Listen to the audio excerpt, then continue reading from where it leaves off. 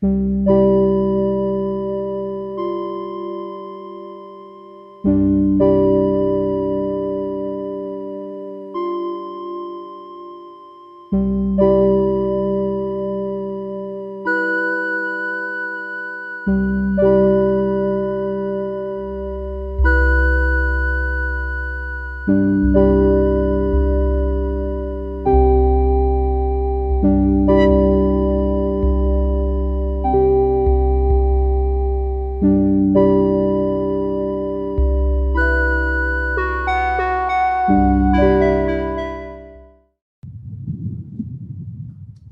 l'assistance nombreuse et je remercie les organisateurs d'avoir réussi à m'insérer dans leur programme parce que ça a été quand même assez laborieux.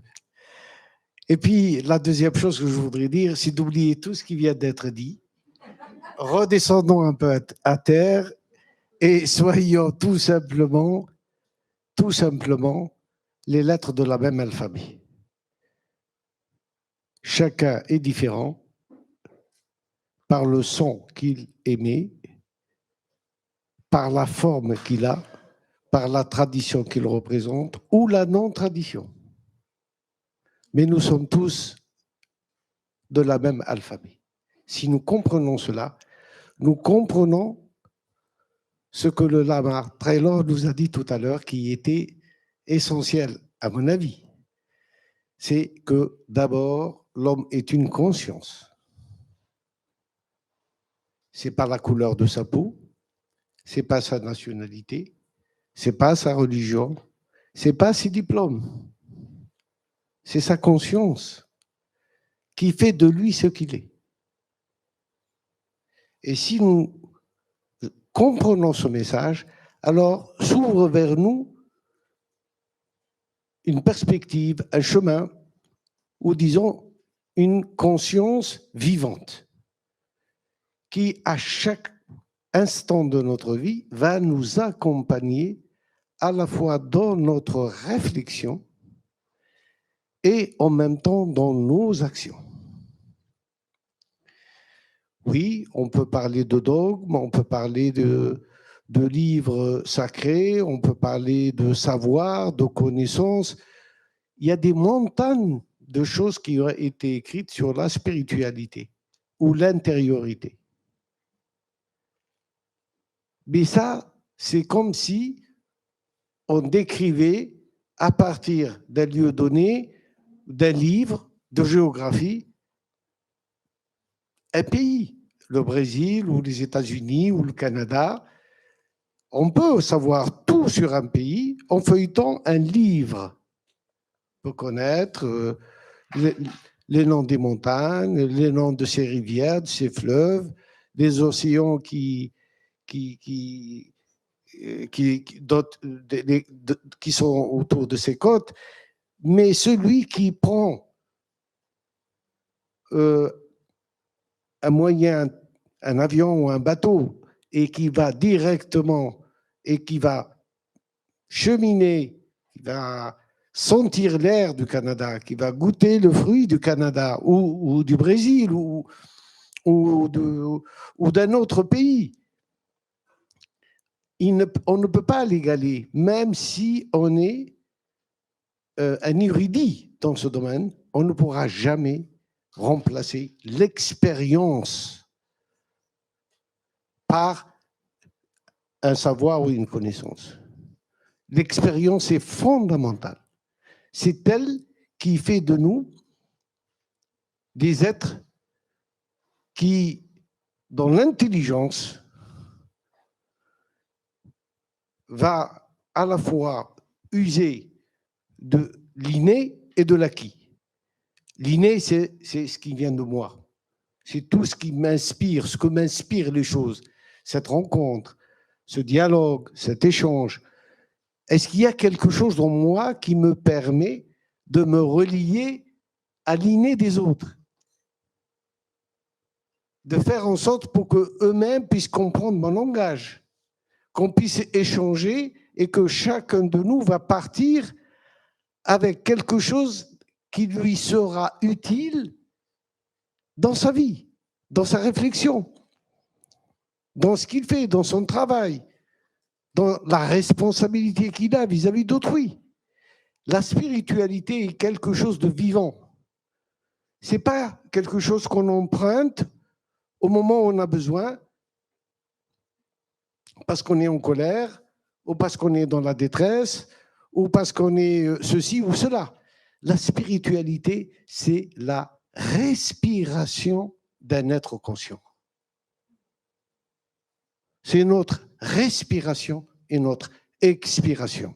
En ce moment même, dans cette salle, nous sommes un nombre important et nous respirons le même air que les autres expirent, que notre voisin expire.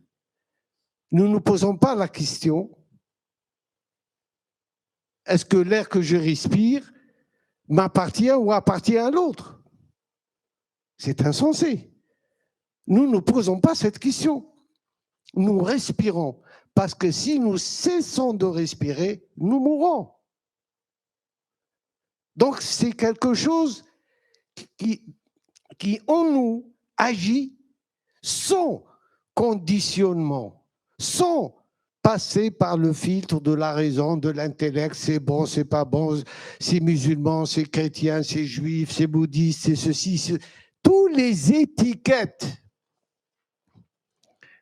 que l'homme a réussi à mettre au travers de son chemin et qui nous bloquent à un moment ou à un autre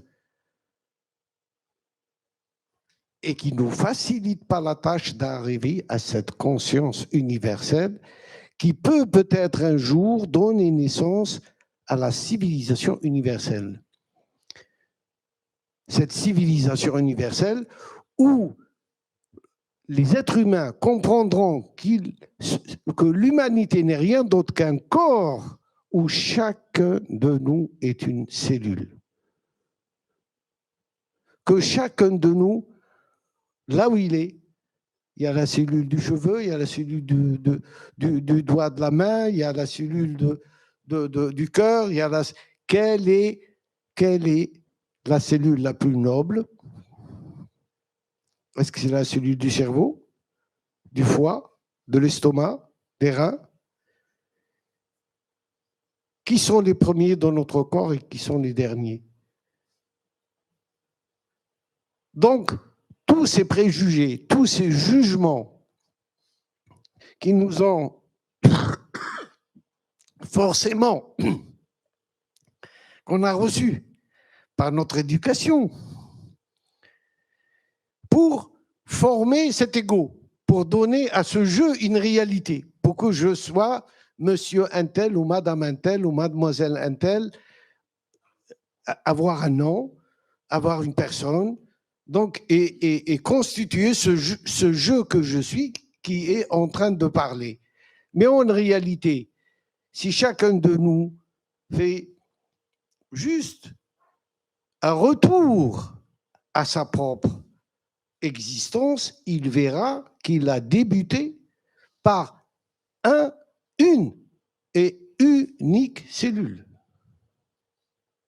Que quand sa mère et son père, quand le couple s'est formé et que l'ovulation s'est faite, que l'ovule a accepté le spermatozoïde et qu'il y a eu ovulation, il y a eu une cellule. Et cette unique cellule porte en elle toute l'information de l'individu qui va sortir. Homme, femme, la couleur de ses cheveux et même ses maladies héréditaires. Ça, c'est la science qui nous le dit. Mais dans la spiritualité, c'est la notion du tawhid, le principe de l'unicité et de la singularité. L'unicité ne veut pas dire le mélange, prendre tout le monde et les mettre comme une boule. Non, c'est le respect de la singularité de chacun. Excusez-moi, j'ai attrapé froid ces derniers temps. Donc, voir cette humanité comme un ensemble, où chaque membre, chaque civilisation, chaque tradition est un membre à part entière. Nous comprendrons que ce que disait le Lama Taylor, c'est cette compassion, cette rahma, qu'on appelle dans la tradition spirituelle soufie, la rahma, la miséricorde, ar-Rahman, ar-Rahim, par laquelle débutent toutes les sourates. Toutes les sourates du Coran commencent par Bismillahir-Rahmanir-Rahim. Au nom de Dieu, le clément, le très miséricordieux.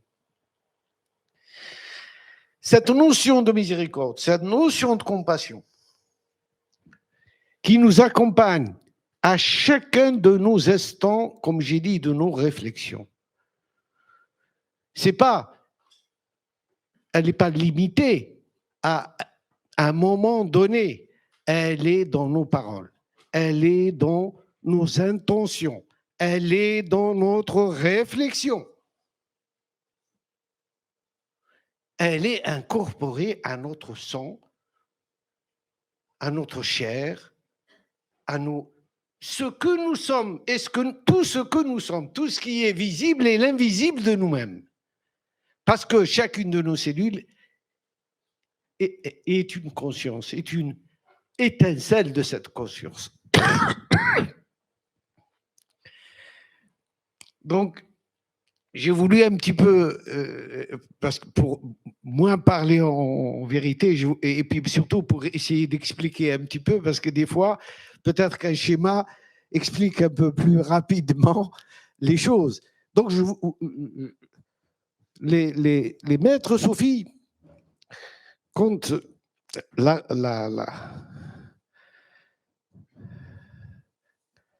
révélation a été donnée aux prophètes, eux, ils ont vu, j'ai amené avec moi un Coran, ils ont vu certains voir dans le Coran, eh bien, c'est un livre, c'est des paroles divines, il y a écrit dedans des lois, etc., etc. Eux, ils voient cette écriture comme l'écriture monde. Donc, dans ce livre, pour eux, il y a l'écriture monde. Et c'est par quoi débute cette écriture monde? Ils disent qu'elle débute par le bas. Et ça, vous allez le retrouver dans beaucoup d'autres livres. Donc, le bas, c'est la deuxième lettre de l'alphabet arabe. Et ils sont partis par cette notion de la lettre et du point. Et ils ont réfléchi à cela en disant que la création de l'écriture, et cette créature, c'est par l'écriture que le monde s'est fait, que les idées sont nées, que les langues sont, qu'on parle aujourd'hui, les écritures, les intelligences, tout est sorti de quoi? Eh bien, il est sorti tout simplement d'un point. Le point résume toute chose créée, parce qu'il est au début de chaque lettre. Donc, nous avons bien sûr le point qui est là et qui descend et qui va être l'alef, l'alif. Nous avons le point qui va débuter là et qui va devenir le bas. Donc, il y a toujours au départ un point, et ce point en coulant donne une forme, donne un corps, donne un son. Et nous, les êtres humains, nous, les hommes, qu'est-ce qu'on fait? On prend de notre souffle. Parce que là, ça, c'est juste un trait géométrique. Mais qui va l'animer? Qui va lui donner la vie? C'est nous. Par notre propre souffle. Parce que je veux dire Ba, ou Aleph, ou X, ou Y. Donc, c'est nous, par notre propre souffle, nous mettons en action cette lettre qui va devenir vivante et active, et de là va naître un mot, et du mot vont naître des phrases, et des phrases des chapitres, et des chapitres des livres, et des livres le livre. Ce livre-monde, justement. Où, eh bien, là où on va trouver que le bas, Bismi. Et ce livre débute par au nom de Dieu. C'est-à-dire au nom le mot Dieu en arabe, c'est le mot Allah. Et nous allons essayer de l'écrire ici. Le alif, le lam et le ha. Donc ce nom, le nom de Dieu, lui-même, il est forcément fait de lettres. Et ces lettres sont faites de points. Mais si je commence à éliminer les lettres, donc si j'élimine la première lettre, il reste l'il. Donc, lillahi veut dire pour Dieu. Si j'élimine la deuxième lettre, il va rester lahu, à lui. Donc, lui. Et si j'élimine la dernière lettre, eh bien, il va me rester hu, qui est mon propre souffle. Tout simplement. Donc, en partant de cette lettre qui est enfrontée par le point, et le point géométriquement n'a ni longueur, ni largeur, ni hauteur, ni profondeur, mathématiquement. Mais si je prends le point et que je l'élargis, il peut contenir toute forme possible. Si je retourne ça, et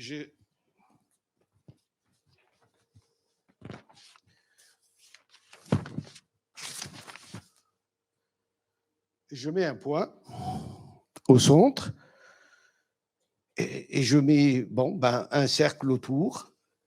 Ce cercle est constitué de nombreux points, forcément. Mais tous ces points sont contenus dans le point original. C'est le point qui, en s'agrandissant, va contenir l'univers tout entier. Parce que toutes les formes, je vous ai dit, toutes les formes sont possibles. Que ce soit le rectangle, ça les mathématiciens le savent mieux que moi, que ce soit le triangle, que ce soit le losange, toute forme de tradition, toute forme de religion, toute forme de pensée s'inscrit dans la pensée de l'unicité. On ne peut pas aller au-delà. Il n'y a rien. C'est le non-être. En dehors de ça, c'est le non-être. Il n'y a que ça. Il n'y a que le point. Appelez-le comme vous le voulez. Mais il n'y a que lui qui permet d'écrire, qui permet, il a appris à l'homme par la plume, c'est le premier verset du Coran, c'est Iqra bismi rabbik, lis par ton Seigneur, qui a créé l'homme. Il a créé l'homme de quoi? Alaqatin. Alors, vous allez trouver dans pratiquement toutes les traductions du Coran, l'adhérente, l'adhésion, alors que le mot alaqa, la racine veut dire lien. Et il a créé l'homme par le lien. S'il n'y a pas un homme et une femme, et qu'il y a un lien, s'il n'y a pas une graine et de l'eau, il n'y a pas de lien. Les choses ne se font pas. Donc, par le lien, toute chose est créée par le lien. C'est le lien qui fait la vie. C'est le lien qui nous permet d'être aujourd'hui ici. Qu'est-ce qui vous a amené? Eh bien, regardez. Et vous verrez que peut-être vous êtes vous aussi venus, comme nous, on est venus en voiture, on a dû mettre le point GPS. C'est le point GPS qui nous a trouvés. Donc, il y a un point GPS d'une autre dimension, mais à une dimension cosmique, à une dimension, si on veut vendre sur notre téléphone portable, si nous voulons savoir exactement où nous sommes, il va vous donner exactement la situation, la longitude, l'altitude, la longitude du point GPS. Mais il n'y a pas que nous. Les avions font pareil. Les trains marchent pareil. Tout aujourd'hui se fait par les liens du point, qui aujourd'hui nous est utile parce qu'on a trouvé le moyen d'en faire un savoir et une connaissance qui nous permet de vivre le monde matériel. Mais ce point, il est aussi de l'autre côté. Il peut être microscopique, macroscopique, mais il existe aussi. Puisque nous-mêmes, nous avons, comme je vous l'ai dit, été un point, une cellule. Ça ne se voit pas à l'œil nu. Nous avons été un point. Mais ce point, cette cellule, était informée, elle était dans l'unicité, elle était une, dans la singularité, et elle avait toute la formation de ce qu'elle va être. Et elle ne se posait pas la question d'où elle vient, quelle est sa religion, quelle est sa nature, quelle est sa couleur. Non. Elle savait qui elle était. Et aucun de nous ne peut nier qu'il n'a choisi dans sa vie de naître à Nice, à Paris, à Singapour ou à Tombouctou. Nul n'a choisi sa mère. Et nous avons sur notre propre corps une trace indélébile qui marque ce point. Le nombril. Levez un petit peu ça, vous allez le voir. Celui qui ne l'a pas, alors c'est un martien. Vous pouvez tout de suite savoir qu'il vient d'ailleurs. Mais c'est ce point qui nous lie à nos mères, qui elles-mêmes sont liées à leur mère, qui elles-mêmes sont liées à leur mère, et à l'infini. Et c'est toute une humanité. Nous venons de toute une humanité. Si nous inversons un petit peu au lieu d'aller vers le futur, nous allons vers le passé, alors nous allons trouver dans nos aïeux, dans ceux qui nous ont engendrés, dans ceux qui aujourd'hui nous portons le code génétique, eh bien tout le monde. Nous allons avoir un géniteur qui était peut-être un assassin, un autre qui était un voleur, un autre qui était peut-être un saint, un autre qui était peut-être un roi, un autre qui était peut-être un prophète. Nous n'en savons rien. Mais ce qui est sûr, c'est que nous représentons chacun de nous l'humanité. Donc, vous voyez bien que cette spiritualité, si nous la mettons en boîte et que nous la casons dans un angle d'un temple, d'une église, d'une mosquée, ça ne peut pas aller. c'est quelque chose qui nous accompagne jour après jour, instant après instant, jusqu'à l'instant suprême. Si nous pensons que la spiritualité peut être autre chose qu'une présence du vécu, alors nous sommes encore dans l'illusion, selon mon sens. Mais si on l'intègre et on la met au centre de nos intérêts, il y a un maître Sophie qui disait « L'ignorant, c'est celui qui se lève tous les matins et qui dit « Qu'est-ce que je vais faire aujourd'hui ?» Le sage est celui qui se lève tôt le matin et dit « Qu'est-ce que le réel vrai veut de moi aujourd'hui ?» C'est tout à fait différent. C'est des consciences tout à fait différentes entre la conscience du je, moi, et la conscience du nous. Parce que le sage, il sait qu'en dehors du nous, il ne peut rien. On ne peut rien, mais avec le nous, tout est possible. Donc, une nouvelle prise de conscience est nécessaire, à la fois pour nous, mais pour les générations à venir encore plus, pour nos enfants, nos petits-enfants. Comment pouvons-nous faire pour les faire passer de la culture du jeu à la culture du nous, pour leur éviter tous les pièges,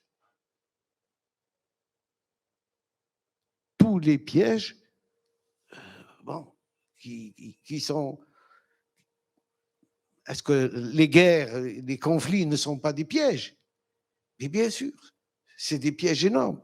Et à chaque fois, il y a un prix fort à payer, de souffrance, de destruction, de sang. Et nous répétons la même chose. Et nous le répétons. Et c'est jamais de notre faute, c'est la faute à l'autre. Et si la faute, nous portons toute cette responsabilité. Parce que, en réalité, si nous interrogeons cette conscience universelle, elle nous dit « Fais de ton ennemi ou fais de ton adversaire ton associé ». Est-ce que nous avons cette capacité de faire de notre adversaire un associé? Individuellement, est-ce qu'on est capable de le faire? Voilà toute la question. Donc, je sais que je n'ai pas de recette à vous donner. Hein. Ça, je vous dis, chacun doit faire l'effort par soi-même. Parce qu'il y a à croire, il y a à voir, il y a à connaître. Et ça,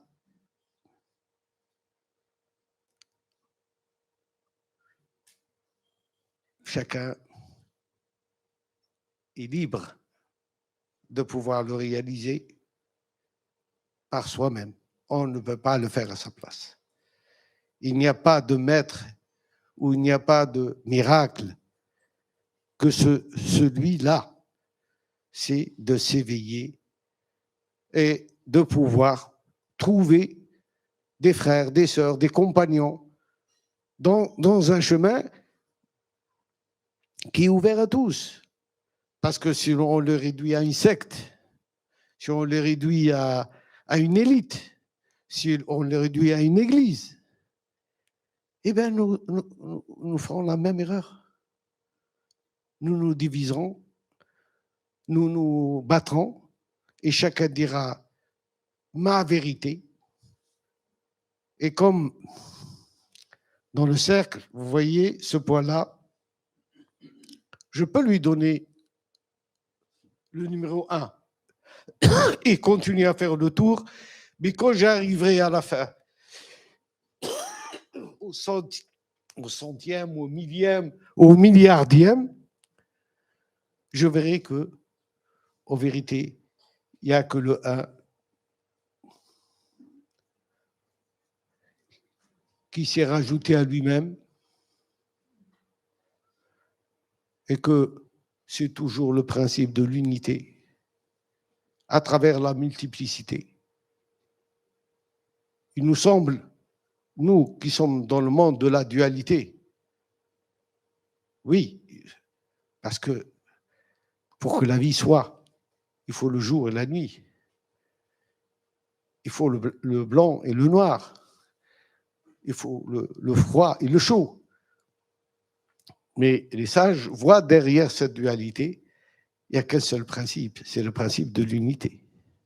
Et que cette dualité, elle a son rôle. Parce qu'elle nous permet cette comment dirais-je, cette vision extraordinaire de cette immense possibilité du vivant, Al-Hayy, un des attributs divins.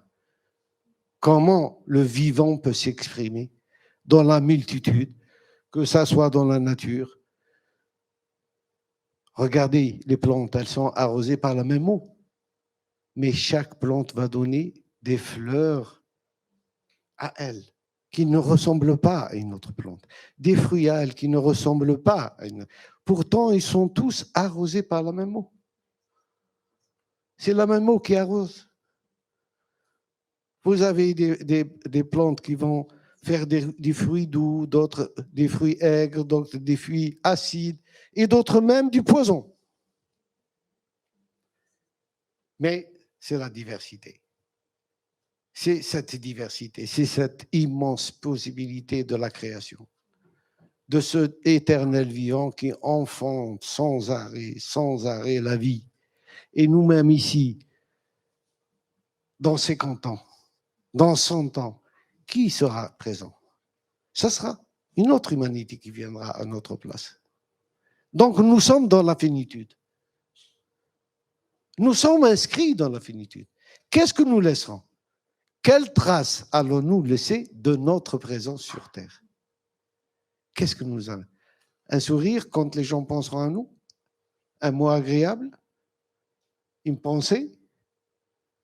Un médicament? Un outil? Je ne sais pas. Quelque chose qui va témoigner que nous avons bien été dans ce monde. Et sinon, eh ben, ce serait été qu'un rêve. Ou un cauchemar. Merci beaucoup.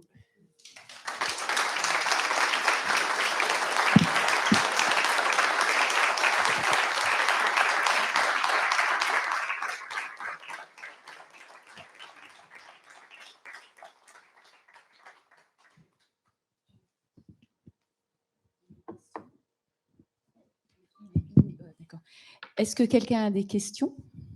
Qui veut poser une question?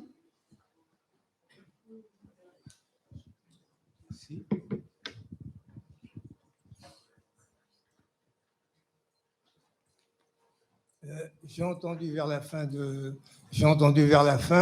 que la dualité révélait l'unité. Est-ce que j'ai bien entendu? Oui, absolument. Merci. Absolument. Merci. Absolument.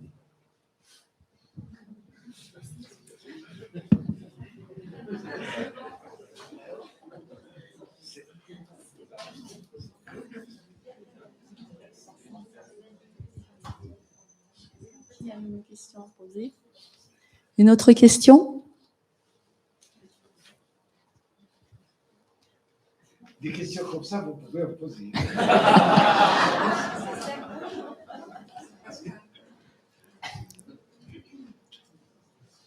Moi, j'aimerais savoir si vous pouvez, enfin, si c'est possible de différencier roue de âme. C'est une question un peu tricky. Selon les traductions qu'on a, Ruh, en général, on l'a traduit par esprit. Et âme par nefs. Le nefs, c'est l'âme.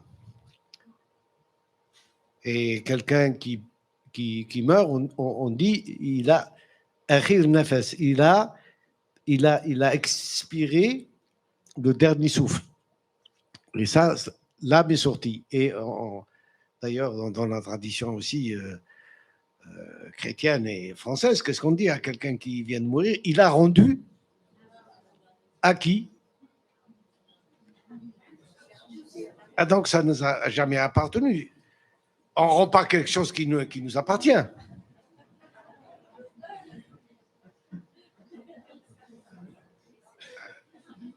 Normalement. Si c'était à nous, on la garderait. Jusqu'à la fin. Voilà. Et puis après, il la donne à qui il veut. Un chat, un chien, ou un arbre, ou un autre. On ne sait pas, on ne sait pas.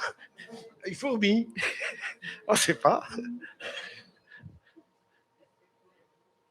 Pardon?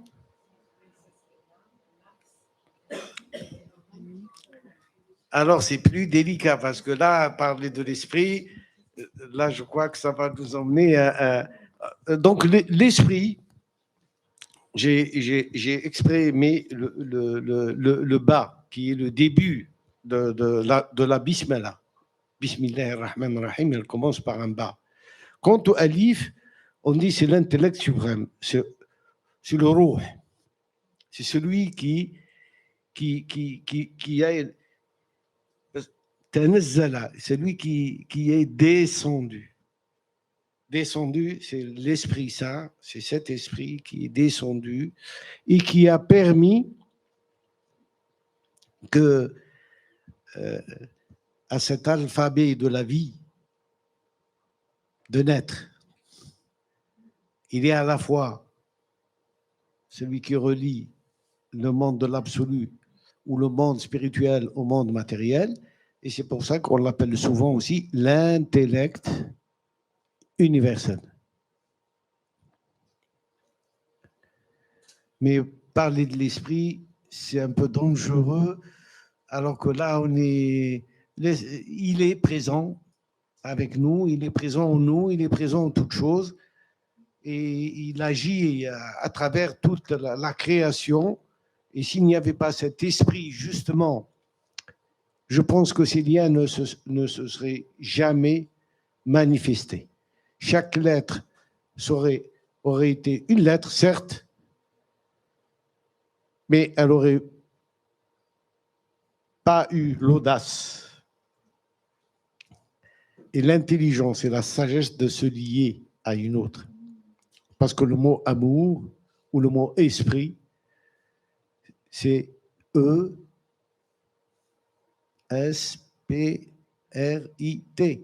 Donc, c'est des lettres qui ont eu la sagesse de se lier les unes aux autres pour donner du sens. Sinon, elles restaient dans le monde abstrait et on n'aurait aucune manifestation qui, pour nous éclairer, pour nous alimenter et pour faire de nous des créatures pensantes et vivantes. Nous avons été des créatures un peu comme nous le sommes souvent. Nous pensons juste à manger, dormir, se reproduire. Mais ce n'est pas ça, l'humain. Ça, c'est l'animal. L'humain, c'est celui, justement, qui prend conscience de l'esprit ou du souffle de l'esprit qui est en lui.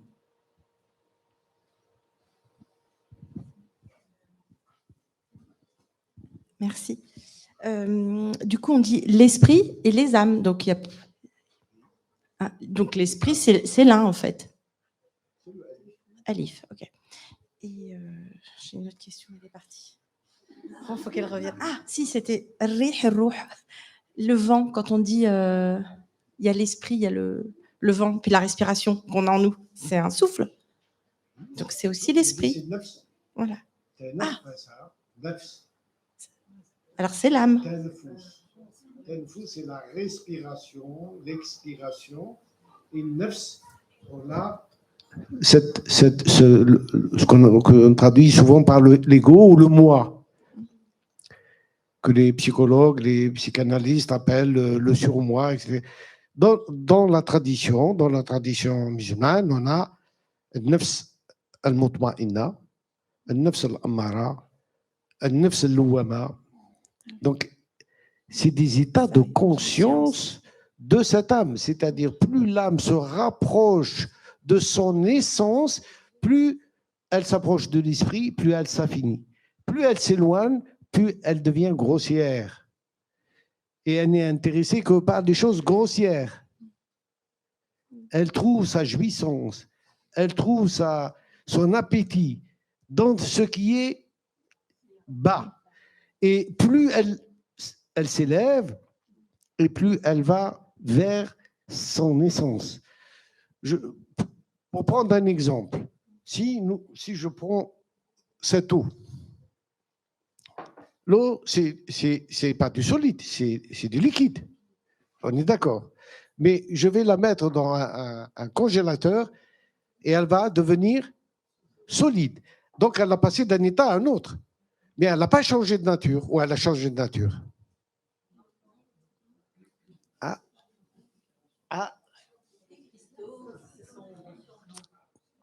C'est difficile à dire. Hein? Il nous faut un spécialiste pour nous. Donc, elle va devenir plus dure qu'une pierre. Et avec ça, je peux assommer quelqu'un. C'est pour faire un parallèle. Mais si je la rapproche, encore une fois, cette glace qui est comme une pierre, je la rapproche d'une énergie, donc de la chaleur, elle va redevenir liquide, voire même gazeux, puisqu'elle va pas s'évaporer et monter de plus en plus haut jusqu'à constituer des nuages. Alors, l'eau, c'est quoi? C'est celle qui coule dans nos fleuves, dans nos robinets, c'est celle qui est au pôle Nord et au pôle Sud en glace, ou c'est celle qui est dans les nuages qu'on voit passer, on en avait passé cette semaine. Laquelle est la vraie? Et si vous demandez à un chimiste, il dit oh non, tout ça c'est H2O. Encore, il va nous donner encore autre chose. C'est H2O. C'est quoi H2O? H, c'est hydrogène, et 2 oxygène. Alors, c'est quoi encore ce truc? C'est des atomes, un atome d'ici, 2 atomes de là, qui sont rencontrés, ils ont fait l'eau. Alors, où est l'eau?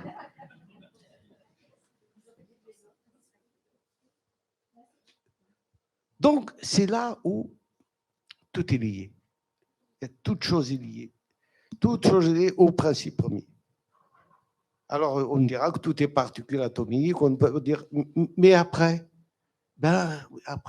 oui, il y a peut-être chose qu'on ne connaît pas aujourd'hui, qui ne nous est pas révélé, parce qu'on a un chemin, on a pris un chemin différent.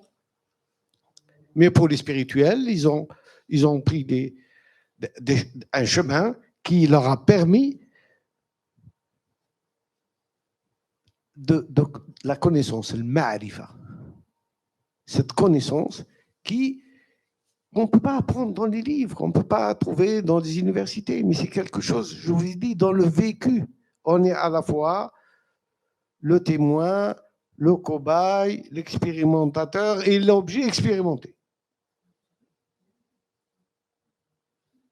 Donc ça demande un effort sur soi pour pouvoir d'abord humblement, il faut être très humble, il faut revenir à cet état d'ignorance et accepter que nous sommes des ignorants pour pouvoir faire un pas vers cette connaissance qui est la connaissance suprême, la connaissance divine. Je peux prendre la parole? Je vous remercie, cher Bentounes. C'était un moment de délice. Merci beaucoup. Je suis venue de là et pour vous voir. Et oui, j'ai laissé enfant et mari. Oui, ils m'ont laissé partir. Donc je suis vraiment honorée de faire votre rencontre. Et j'ai vraiment beaucoup accroché avec la métaphore du point. C'est saisissant, j'en parlerai à mes enfants parce que je pense que les enfants, ils ont besoin de métaphores, de pouvoir s'accrocher à des choses qui font sens. Je viendrai vous poser des questions après là-dessus. Mais pour revenir à l'unité intérieure, est-ce que vous pensez que l'unité intérieure peut se passer du dogme? Parce qu'aujourd'hui, ce qui nous sépare, ce qui nous polarise beaucoup, c'est justement ces différentes formes qui sont dans le cercle. Et en fait, on s'accroche davantage aux formes qu'au cercle.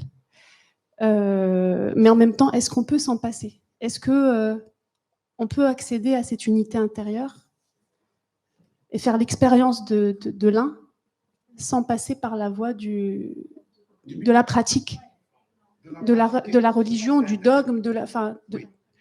Alors, c'est là où je dis, c'est l'éducation. L'éducation très importante. C'est l'éducation qu'on donne à nos enfants. De leur faire comprendre que la diversité, parce qu'il y a un verset coranique qui dit si Dieu l'avait voulu, il aurait fait de vous une seule communauté. Ah, donc il ne veut pas. C'est clair. Et il y a une raison.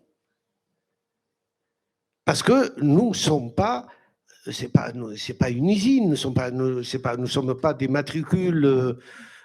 Chaque être a sa singularité, sa façon de penser.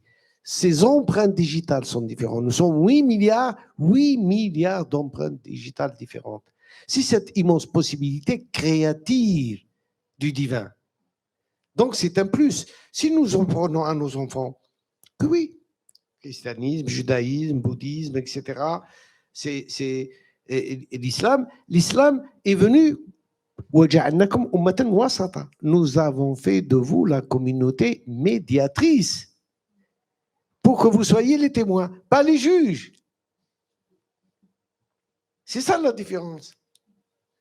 Mais si je porte des jugements, toi tu es ceci, toi tu es cela, toi tu vas rentrer en enfer, ça ne nous regarde pas. Vous êtes la communauté médiatrice, médiane. Vous juste témoigner auprès des gens, c'est tout. Témoigner que l'unicité, cette unicité, oui, c'est cette immense possibilité de cet alphabet divin qui fait qu'il y a des lettres droites, des lettres rondes, des lettres tordues, des lettres... c'est comme ça. Essayez d'enlever une lettre de l'alphabet, vous ne pouvez pas écrire. Vous arrêtez d'écrire. Si on apprenait ça à nos enfants très tôt, ils verraient des complémentarités entre les uns et les autres. Nous deviendrons des miroirs. Les chrétiens deviendraient un miroir pour nous.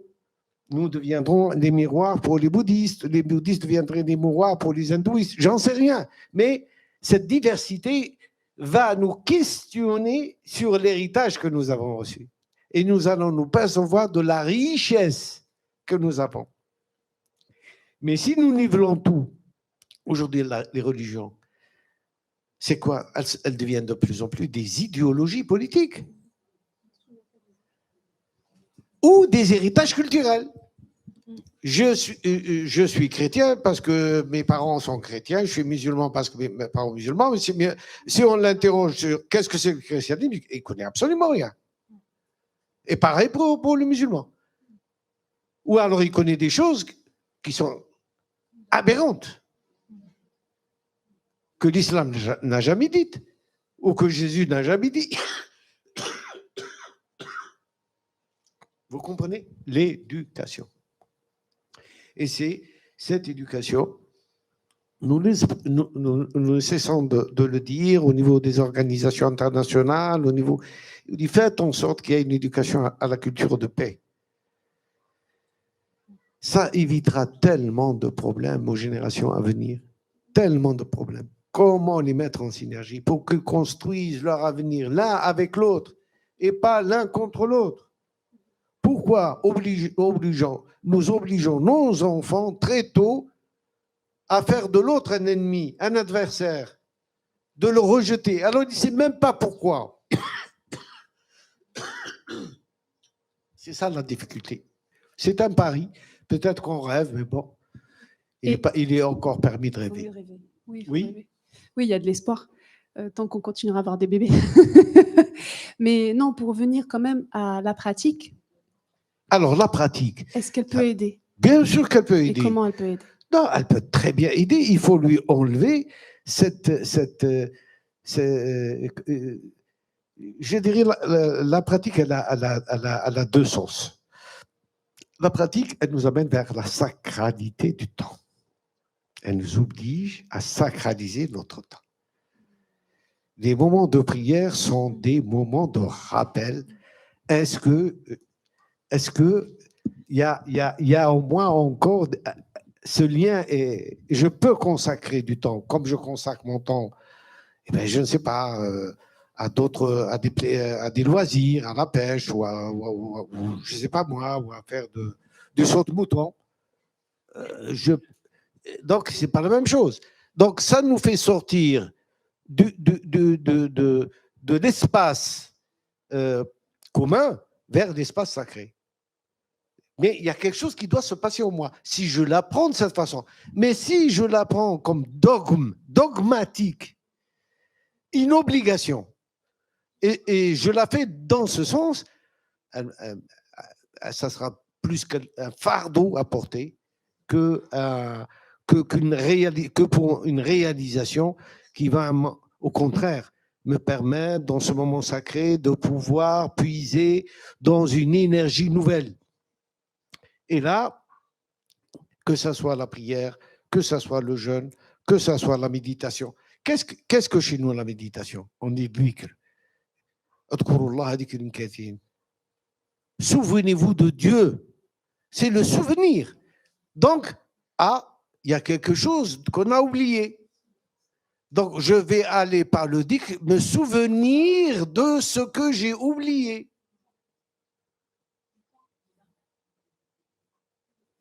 Donc, de ce principe d'unité. Donc, c'est pas comme, non, le dhikr, tu fais ça pour obtenir ça, tu fais ça pour... c'est une comptabilité. Il y a des gens qui font la comptabilité avec Dieu, quoi. J'ai fait 10 prières et il doit me donner ceci ou cela, ou peut-être les numéros de l'auto. Bah, là, chacun a sa façon de prier. En tous les cas, ce n'est pas la mienne. C'est bon? Ça, attendez votre retour, vous verrez.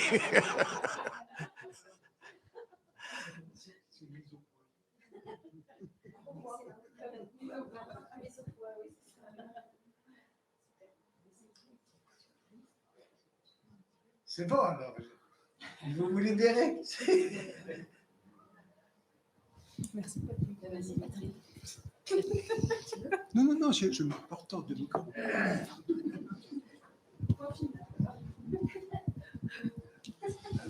Merci, cher, pour cette présentation. C'était vraiment très intéressant et j'ai été particulièrement ému. Merci beaucoup. J'avais juste une question pratique, entre guillemets, par rapport à la pratique soufie. Est-ce que vous pouvez nous indiquer peut-être très rapidement juste une manière peut-être de pratiquer le soufisme, parce que effectivement c'est dhikr, donc c'est le fait de se souvenir, comme vous dites, ça permet la pratique du soufisme de manière générale. Mais est-ce qu'il y a est-ce qu'il faut adopter une tariqa particulière ou une méthode particulière, ou bien pas nécessairement, du fait juste de la prière ou du fait juste de la pratique religieuse, on atteint cette spiritualité? Alors, il y a deux façons d'aborder le tasawwuf. Le tasawwuf, c'est la spiritualité, c'est l'héritage de la spiritualité mohammedienne. Le prophète alayhi salatu wassalam nous a laissé deux voies. Il y a la voie qu'on appelle légaliste, sharia, qui est avec la loi, et bon, ça, je n'ai pas besoin de rentrer dans les détails, et cette voie spirituelle qui permet à l'être de ce retour à soi. Et souviens-toi de ton Seigneur en toi-même. Iqra bismi rabbik, lis par ton Seigneur. Donc la lecture, notre lecture doit se faire par le Seigneur. Et regardez comment le Coran, c'est le premier verset. Il dit Iqra bismi rabbik, lis par ton Seigneur. Il ne dit pas Iqra bismi Allah. Pourquoi il le dit? Pourquoi il ne dit pas lis par Dieu? Non, par ton Seigneur, parce qu'il sait que peut-être que le Seigneur de l'un n'est pas le Seigneur de l'autre. Par respect. Parce qu'il y a celui qui va croire, qui a Dieu, il le regarde pas de la même façon que moi. Je ne peux pas lui imposer le mien. C'est très subtil. Donc cette subtilité dès le premier verset. Mais bon, on ne le voit pas. Malheureusement, on ne le voit pas. On a des... Donc, le soufisme peut se pratiquer d'abord par l'intention. C'est un patrimoine qui appartient à tout un chacun. On ne peut priver personne d'aller, de puiser dans cette sagesse et de l'appliquer à sa vie. La chose dont il faut faire attention, c'est commencer par exemple à méditer et de faire les choses un peu, vous voyez, un cocktail de sauter de ça à ça. Donc il y a eu forcément des chaînes et des maîtres qui sont venus l'un après l'autre et qui ont permis à cet enseignement, avec le temps, de se constituer, de se structurer, d'avoir... mais moi, je dis, toute personne est capable d'atteindre ça si son intention est véritablement divine. Et que les tariqas sont des compagnonnages. On est avec des frères et sœurs, c'est qui vous aident. Parce que le prophète a dit, il est faible par lui-même et fort par ses frères. C'est-à-dire cette fraternité, ça nous entraîne, parce qu'on n'est pas toujours en forme, on n'est pas toujours dans cette capacité à avoir cette énergie. Il y a des baisses, il y a des instants de faiblesse, et on est porté par les autres. Donc, si les tariqas sont d'abord des compagnons, et comment on appelait le prophète et les sahaba? Comment on l'appelait? On les appelait les compagnons. Alors qu'on pouvait les appeler aussi des disciples. Et on les a appelés les compagnons. Ils nous ont laissé cette idée de compagnonnage dans la voie. Et puis les tariqas, pour moi, elles sont, je suis des tariqas alaouia. Moi, je ne me sens pas coincé dans la tariqa alaouia. Il y a alaouia, darqaouia, chadiliya, naqshbandiya, etc. Tout ce qui est spiritualité est en moi. Mais si je le dis, c'est pas juste pour... je le dis parce que je le sens, je le vis. On ne peut pas tricher avec ça. Tu comprends mes mots?